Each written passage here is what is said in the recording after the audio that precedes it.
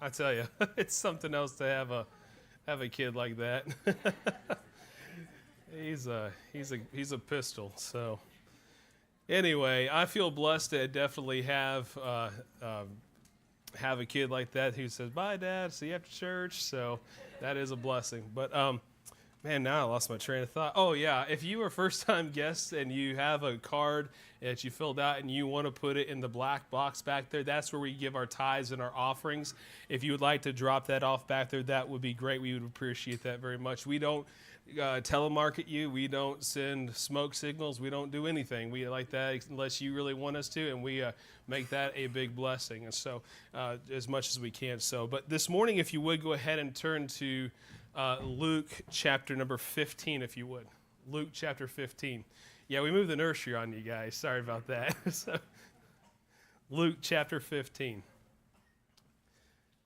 In Luke chapter 15, for those of you that were here on Wednesday night, I told you that we were going to finish chapter 14, and that is the passage where Jesus says to hate your mother and father, pick up your cross and follow.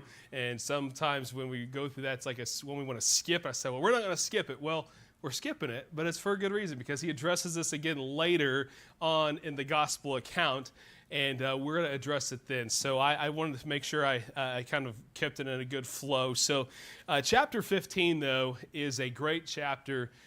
This is where we get one of those famous chapters that has the story of the prodigal son in it. And so really these are what some would call three parables, but technically to Jesus' teaching, it's all just one parable that he's going to share with some people. But before we get into that, let me just ask you a question to think about as we get started.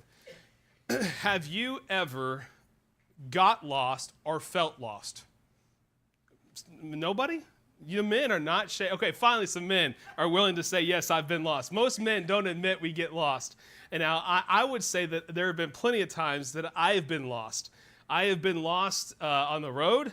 And of course, you know how it goes where somebody is saying, well, hey, why don't we try to get some directions? And we're like, no, we got this. But to me, the most memorable time that I got lost, whenever I was about 16 or 17, and I was going turkey hunting the next morning.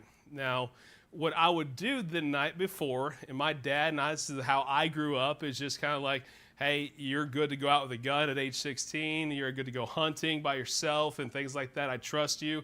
And that was just how I grew up, okay? I grew up in that type of way, and it was not out of the ordinary for me to be out late in the woods.